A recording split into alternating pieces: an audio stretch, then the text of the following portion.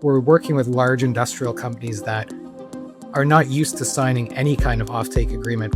It's a huge inflection point, and it follows along what we're planning to do anyway for 2026, which has always been about shifting from a development story into a commercial operation.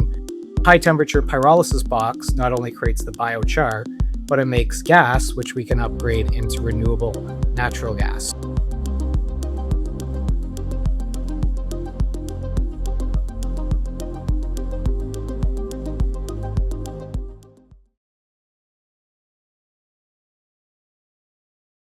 Welcome to the Market Frontlines. I'm Lyndsay Malchuk. As industrial companies around the world race to cut emissions without sacrificing production, the pressure is really to find scalable, commercially viable alternatives to that traditional fossil-based input.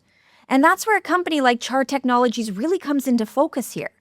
This company is building an integrated clean energy and biocarbon platform designed to support heavy industry through renewable natural gas, advanced pyrolysis technology, and now a rapidly expanding biocarbon footprint in Quebec. And the latest move turning heads across the sector is CHAR Tech's acquisition of Elkem ASA biocarbon operations in Quebec.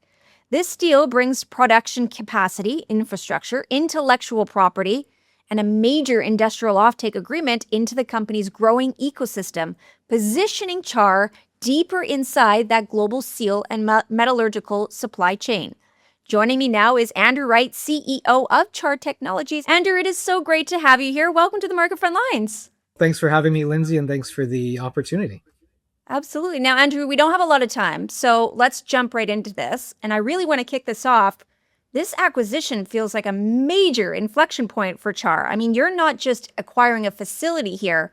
You're really stepping into immediate production capacity with roughly 15,000 tons per year of biocarbon and an estimated, 15 million in annual revenue potential. So the question with that actually is, how important is this moment in terms of transforming CHAR from a development story into a company now operating with meaningful commercial scale and that industrial revenue visibility? Yeah, I would agree. It's a huge inflection point, and it follows along what we're planning to do anyway for 2026, which has always been about shifting from a development story into a commercial operation, with our Thorold project coming online in Southern Ontario, and now our facility here in Saguenay, Quebec, supporting metallurgical applications in ferrosilicon, which is a big industry up here. And just really growing that opportunity to produce biocarbon into various markets very quickly. Well, what really stands out here is this wasn't just about buying assets. I mean, you also secured long-term customer validation at the same time. That's kudos to you. I mean, the 5-year offtake agreement with Elkem for 12,500 tons annually, I think that's what I read. Correct, yeah. That's a massive statement for a global metallurgical player. So combined with your existing relationship with, I think it was ArcelorMittal? Correct. Am I saying that correctly? Yeah, ArcelorMittal, yeah. There we go. It seems like the industry is increasingly validating both your technology and your product quality at the same time. So how critical are these kinds of industrial partnerships when it comes to proving that biocarbon is no longer theoretical, but becoming a real significant part of the decarbonization strategy for steel and metal producers? Yeah, I think it's really important, broadly speaking, just from the market itself for biocarbon. I mean, Right. we're working with large industrial companies that are not used to signing any kind of offtake agreement for their carbon when it comes to coal. This is very much like a spot market type of blending thing. So to commit to 5 years is huge. And to validate it, I think for the investors in the story to say, okay, ArcelorMittal came on board in 2023. They're the largest or second largest steel and mining company. Now Elkem's come on board as an off-taker. Just prior to the acquisition, they did a big industrial test at the ferrosilicon plant here in Saguenay and proved that it worked. And then we stepped in to do the acquisition to get from that testing into that production. So now we've got two major players in the metal space, one in steel, one in ferrosilicon, but both needing this carbon and both signing offtake agreements that provide that certainty about where's the product going, how do we finance the plant, because we have offtakes to support it. So it's huge. It's huge. It is massive. Congratulations on that one for sure. I think Thank you. I want to talk to the investors really quickly here. One thing I think investors are trying to fully understand is how all the moving pieces of CHAR platform actually connect together operationally. It's a bit confusing, I think, for those that are still learning about it.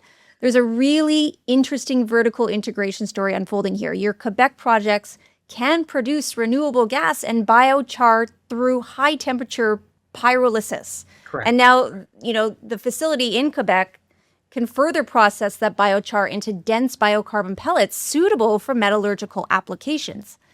Andrew, can you walk us through how this integrated supply chain works and why controlling multiple stages of the process creates both economic and strategic advantages moving forward? Absolutely. And I think, try not to get too deep into the science or the nomenclature of what we call things, but really at a high level, think of a box as our high temperature pyrolysis unit. We put in wood waste, we get out biochar, which is kind of a light charcoaly material. It's low density. So it can't really be used directly in metallurgical applications because it would basically blow away when you try and use it. Right? So we can take that, bring it to the Elkem facility or the Saguenay facility here that we acquired from Elkem and densify it and make it into these dense pellets that can then be used in that finished product. That high temperature pyrolysis box not only creates the biochar, but it makes gas, which we can upgrade into renewable natural gas. So when we look at our projects across the country now, in Ontario and Thorold, our Thorold project is basically doing that entire value chain from woody biomass into the pellets. But in Quebec, there's a really interesting opportunity to build slightly smaller projects that can make renewable natural gas and biochar, and then bring that biochar to a central facility where it can be densified. It also gives a little bit of operational flexibility because now we've got a facility that can just make pellets and we can source biochar kind of from wherever we want to continue this plant's operation. So vertical integration plus operational flexibility, plus an offtake. We want to keep going back to that and why that's so important, plus the intellectual property. And I think that's something that maybe I can quickly touch on as well, since we're talking technology, is for steel making and ferrosilicon production, dense pellets are important, but there are differences. So steel making really cares about the chemistry. That's the most important part, the chemistry of that pellet. Whereas things like ferrosilicon, some of the mechanical properties actually become more important. So now we have multiple recipes to make biocarbon for different attributes, be it chemistry, be it mechanical strength, be it other things that are important to us, but we don't necessarily broadcast to keep some competitive advantage as well. It's so amazing to hear these new practices. Well, probably not all that new, but you're really scaling it up. These practices for sustainable ways of doing things. And I think across the industry, whether it's mining or anywhere, a lot of people are really kind of starting to look at sustainability, not just as a checkbox anymore, but something a little bit more sustainability. Yeah. So it's great to hear your story. I'm going to flip over here really quickly. As you scale this out, Andrew, it feels like optionality becomes a huge competitive edge here for you. I mean, you've got projects under development, projects under construction, and now an operational asset in Quebec. I mean, looking ahead, how important is supply chain flexibility in this market, especially actually as industrial customers increasingly demand secure, reliable, low-carbon feedstock solutions at scale? Well, and that's exactly it, is supply chain flexibility, because a lot of these large industrial users are used to having multiple suppliers that can provide lots of product. And now we're in a space where there's very, very few suppliers. And so how else do we create comfort and certainty that if your process starts using biocarbon pellets, that you can continue to use them? And so part of that is having, some material in reserve. And part of that is having that supply chain flexibility that we can meet demand from multiple sites by basically just changing the recipe. And using the same production equipment. So that gives a lot more comfort to these large industrial users that my needs are going to be fulfilled to the commitments that were made, and so we can sign these offtake agreements. So it's kind of, a nice cycle of, now you get the offtake, so you can increase your production because you've got some certainty, and we're giving them certainty. So it all works kind of hand in hand, very, very well. Absolutely. 100%. And do you think this positions CHAR differently than many other clean technology companies that are still really reliant on third-party infrastructure or even unproven commercialization pathways? Yeah, and that's always the challenge in clean tech, regardless of how good your technology is kind of bridging that gap to security with a large industrial off-taker, because you can't get project level financing usually.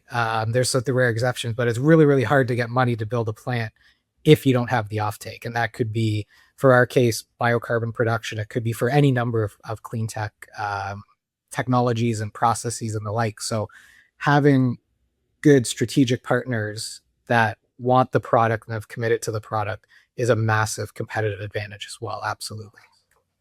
Well, I want to touch on something also before we sign off here, and that's the bigger picture, because this conversation is happening at a time when really governments and industries are under enormous pressure to reduce emissions while maintaining competitiveness, especially with everything else going on in the world. We have to really pull back on a lot of those things. When you look at the global push towards industrial decarbonization, especially in steel, mining, heavy manufacturing, where do you believe CHAR Tech fits into the transition over the next 3 to 5 years, we'll say?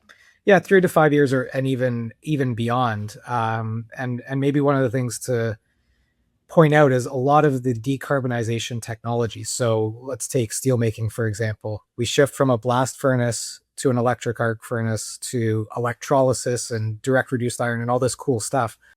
Even that needs solid carbon in the chemistry. It needs a lot less than a blast furnace, which is great, but it still needs some. So from a industrial perspective, this is something that's going to be needed for 20 plus years as these investments in newer technologies are made. We're talking steel, ferrosilicon, whatever. It's, multi-billion-dollar plants that are not going to be turned off in 5 years. They're going to be run for their lifetime.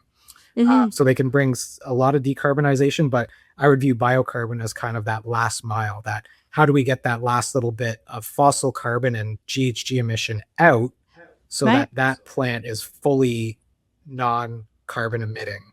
And we play a really, really important role in that. And I'd also say broadly, ESG and obviously for our purposes, we're going to focus on the E of ESG, but I think the environmental, the greenhouse gas emissions, the carbon reduction, decarbonization, whatever we want to call it, is still there and is still very prevalent in planning at the industrial level in terms of, different policies that push towards industrial decarbonization, be it on the demand side or carbon trading or whatever the mechanism. It's just not in the headlines as much. But that doesn't mean it's gone away. It's just not being talked about because there's a lot of other headlines out there right now. So many. Yeah. And easily. Do you think that's what investors are missing, though? Or do you think that there is something else investors are really misunderstanding or they're missing within the CHAR technology story? Yeah, I mean, I think that's part of it. It's rising a little bit above the noise and saying, like, we are still executing on that shift from development to commercialization and an operating business. We're doing pretty awesome things, bringing Thorold online, doing this acquisition up in Saguenay, getting these offtake agreements. So I think a lot of it is rising above the noise, which is always a challenge for clean tech companies, for any companies on the venture exchange or otherwise. There's a lot of stories to hear and stories to listen to. So why is this one important, and why should people listen to it? And it's really that we're into execution mode. We're no longer in development mode, and decarbonization is still a real market. It's a real thing. Companies are doing it.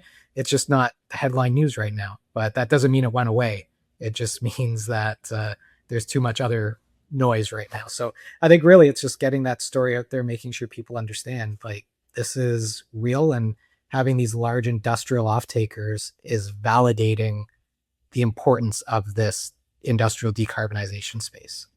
Perfect. And that's why you're here. That's why I'm on here. the Market Frontlines. Well, it's been a great conversation. I know short, so I want to bring you back and just delve a little bit deeper into it soon. Definitely come back. And thank you again for joining us. Appreciate it, Lyndsay. Thank you so much. Again, that was Andrew White, CEO of CHAR Technologies, trading on the venture under YES and also on the Frankfurt under 68K. Now, from renewable natural gas to industrial scale biocarbon production, CHAR Tech is positioning itself at the intersection of energy transition and heavy industry. And with long-term industrial offtake agreements now in place, I mean, this is no longer just a clean tech concept story. It's becoming a real-world infrastructure and supply chain business built for where global manufacturing is heading next. I'm Lyndsay Malchuk, and this is Market Frontlines. Be sure to subscribe to stay right here where more conversations like this happen every day. We'll see you soon.